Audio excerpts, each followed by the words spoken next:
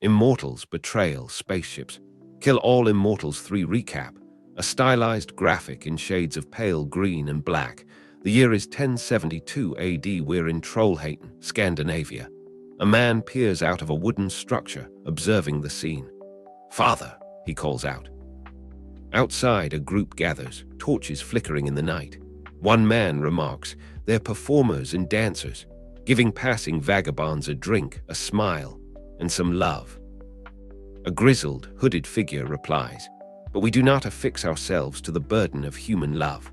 A Viking knows all too well the desires of man and the appetite for revelry. Another woman in the group says sternly, "We are more than them." Now we are in Oslo, Norway. A woman stands outside a club, Jaeger nightclub, emblazoned in neon, waiting in line. "He's not expecting me," she thinks. The club's interior is awash of flashing lights and dancing figures. And he's not with the family. It should be safe enough. She moves into the crowd, a determined look on her face. "I'll just get in and get out." Elsewhere, a man stands by a window, phone pressed to his ear, looking concerned. It's a lot of trouble just to translate a few scrolls. It's an old dialect, even I don't know it. Only my father and our family shaman can read it. His expression turns grim. And what if he won't tell you where she is?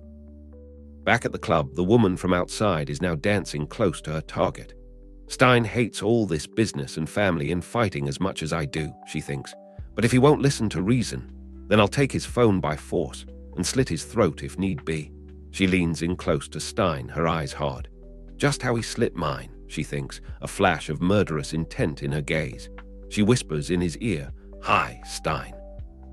"Didn't think the club was your scene, Frey," Stein says, a smirk playing on his lips. Our shaman, suddenly not at her home, relocated but nearby. Frey leans in, a knife glinting in her hand. "Either you tell me where or I cut you through and post your death online." Stein chuckles unfazed. "That'll ruin your social calendar. So cold-blooded, Frey. You even sound like father. You know, killing your brothers. Not a good look. Family first and all." Frey's eyes narrow and she grips a large axe. "Well, they came after mine first. You of all people should understand." Stein observes a tender moment between two men, a flicker of something akin to longing in his eyes. "I understand all too well. The thrill of their exhilarating joy, losing ourselves to their passionate whims in a crisp moment in time. But I've lived long enough to know the truth. Gods don't love men." Frey's expression hardens, her grip tightening on the axe. Isn't one flawed moment of bliss better than an eternity without happiness or choice? If I could live a dream. Sadly, our tree grows hollow, branches and dead leaves in all directions, and it demands our support. And my love for human vice is shadowed by my fear of ungodly pain. We saw you come into the club.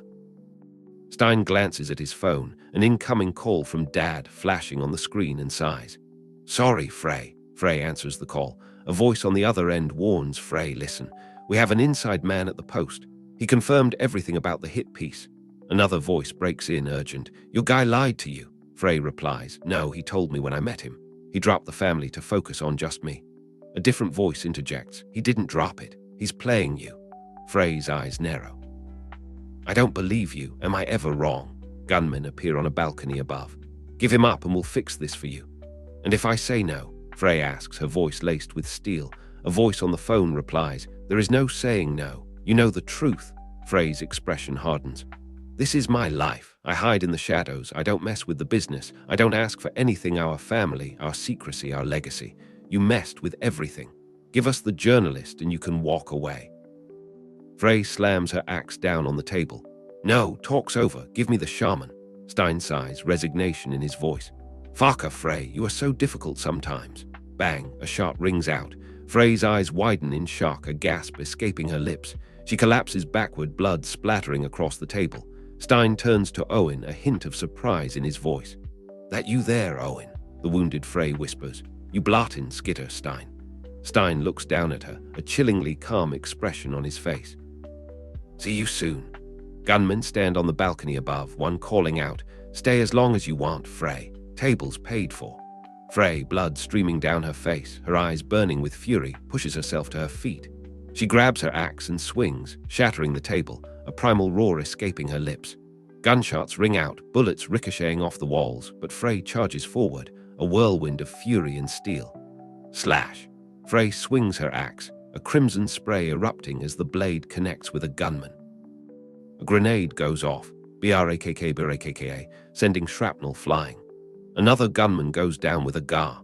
Frey, now bathed in a strange purple light, soars through the air, wielding axes in both hands.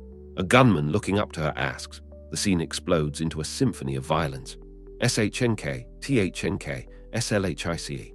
Frey eviscerates her attackers with ruthless efficiency. A BRAKKA of gunfire is cut short with a wet shock. Bodies fall, a trail of carnage marking her path. Finally, she stands amidst the wreckage, bloodied but unbowed, axes dripping with the exit sign lit. Frey bursts through the exit doors and into a darkened back alley, dual axes at the ready. A vision of her bloodied and injured is shown with the blade she was stabbed with puncturing through her chest. Stein is waiting for her, wielding a length of heavy chain with malevolent glee. Really? War paint Frey? You and I never fight. Frey stares him down, defiance in her eyes. You can put the blade down any time. Stein swings the chain, marking, all this because we came after yours. Another mortal fancy passing you by, a tiny pebble in the ocean of your life. Frey screams as she's stuck by the chain, AAHH. For this you turn on family. Frey, bruised and bloody, lunges at Stein, driven by rage. It's not about him. It's about my freedom. The truth comes out not righteousness or humanity, but for your own whims and desires. The true exalted nature of a guard, same as us all. Frey, on the ground, is asked, maybe I don't want to be a guard anymore. Stein continues to swing the chain. Where's the Sadakona, brother? Frey says, blood dripping from her mouth. Stein states, you know I can't tell you, you don't need to. Frey grabs his phone. Your phone will tell me. Stein replies, of all my siblings, I used to think you were the most sovereign and sympathetic, but now I see, you are just as thick and rotted. Frey, who is holding his chain, is asked, we come from the same root, sister. Bang. Before Stein can finish his statement, Frey pulls the chain, turning his own gun on himself.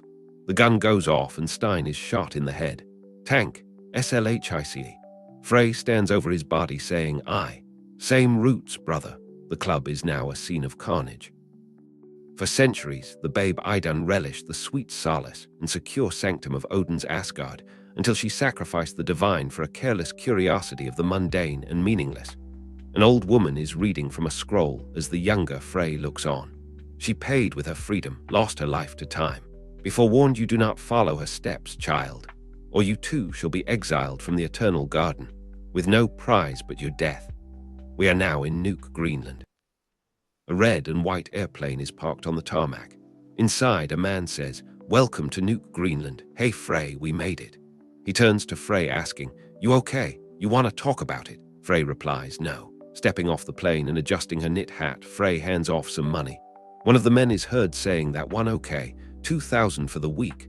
Frey responds, 3,000, and we leave at night off the books. Under the pale moonlight, a fishing trawler barbs gently on the waves. Frey makes her way up the ramp to the ship. Her companion calls out, Frey, it may be dark, but I can still read you. She stops, turning to face him. You don't trust me anymore. Frey's voice is barely a whisper. No, I don't feel worthy anymore. Tears well in her eyes. My family has corrupted thousands, murdered innocents, and lived by unspeakable horrors. And I'm at war with them for my own selfish whims. I can't say why, but I've a new feeling of consequence. A feeling I've not had in a very long time. On deck, gazing out at the horizon, the man says softly, and this immortality, I'm not sure we deserve it anymore. She replies, turns out you are something more after all, good with your heart. What good with a hatchet? He responds, facing these truths, challenging tyrants on their terms.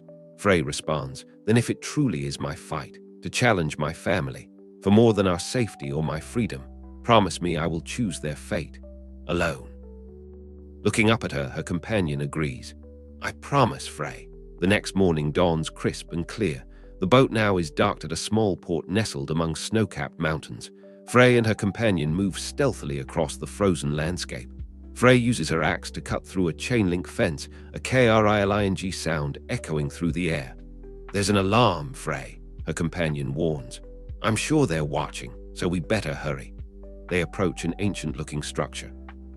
The companion exclaims, what is this place? The dark building is a Nordic-style church with ancient runestones. They step inside the structure.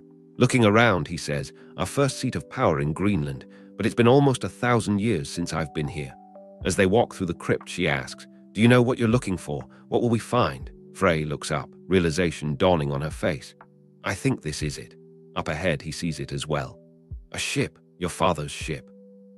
The camera pans up to reveal the ship inside a hollow mountain. It's a Viking longboat. Frey stares in horror. Not that ship. Oh my God. Her companion points to a massive, sleek black ship nestled beside the Viking longboat. Frey, it's a spaceship. Frey says, Iden is a spaceship. Thanks for tuning in. Stay curious, stay awesome, and don't forget to hit that subscribe button for more amazing content.